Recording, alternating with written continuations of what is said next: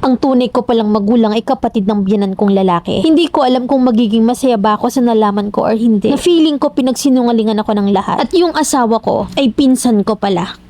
Bata pa lang ako ay masayang pamilya na ang kinalakihan ko. Pagmahal na ina at mapagmahal na ama. At lalong-lalo na sa mga kapatid kong sobrang mahal na mahal ko sila. Na kahit mahirap kami ay never kaming magkakapatid na nagutom sa mga magulang namin. Nagsasaka ang trabaho ng papa ko at ang mama ko naman ay tindera sa palengke. Mula kinder at grade 6 ay lagi akong may award na laging pinagmamalaki ng aking magulang. At lagi kong pinapangako sa kanila na bahalang araw ay ako yung mag-aahon sa kanila. Makalipas ang maraming taon ay nakagraduate na ako ng college. Naghanap agad ako ng trabaho dahil sa sobrang taas ng pangarap ko sa kanila. At unti-unting natupad yun hanggang sa nakuha akong manager sa kumpanya na pinapasukan ko. Lumipas ang 2 taon ay nabilhan ko na rin sila ng magandang bahay at negosyo. At yung mga kapatid ko malapit na sila makagraduate ng college. At bilang ate nila ay tutuparin ko yun at yun ang pangako ko sa mga magulang ko na ako yung bahala sa kanila. Hanggang sa may isang gaya kong nakilala na matangkad, moreno at maganda rin ang pangangatawan niya. Pero di ko yun pinapahalata sa kanya na type ko siya. Hanggang sa nalaman ko sa mga kasama ko sa work na may gusto yung guy sa akin. Dumating sa point na nanlikaw siya sa akin at sa panahong yun ay dalagang Pilipina ako. Kaya't kinilala ko pa siya at ayoko kasing magsisi ako sa huli. Di nagtagal ay naging kami rin. Sa sobrang saya ko, pinakilala ko siya sa family ko at ganun din siya sa akin. Hanggang sa lumipas ang 5 years na magkarelasyon, inaisipan namin na mag-live-in. At nagkaroon ng bunga yung pagsasama namin. Pero nalaman ko na magpinsan kami ng ka-live-in partner ko. Na may lihim palang tinatago sa akin ang kinalakihan kong magulang. Na hindi pala nila ako tunay na anak at napalitan daw ako sa ospital. At sa di ko inaasahan yung tunay kong magulang ay kapatid ng biyenan kong lalaki. Sobrang sakit at sobrang hirap na hindi ko alam kung magiging masaya ba ako sa nalaman ko. Nag-decide ako na lumayo sa kanilang lahat kasi feeling ko pinagsinungalingan ako ng lahat. At yung asawa ko na inaakala kong asawa ko ay pinsan ko pala. Alam kong mahirap to para sa akin. At para sa tamang pagdidesisyon ay pinili ko na lang lumayo sa kanilang lahat na para na rin sa peace of mind ko. Letter sender, Linda.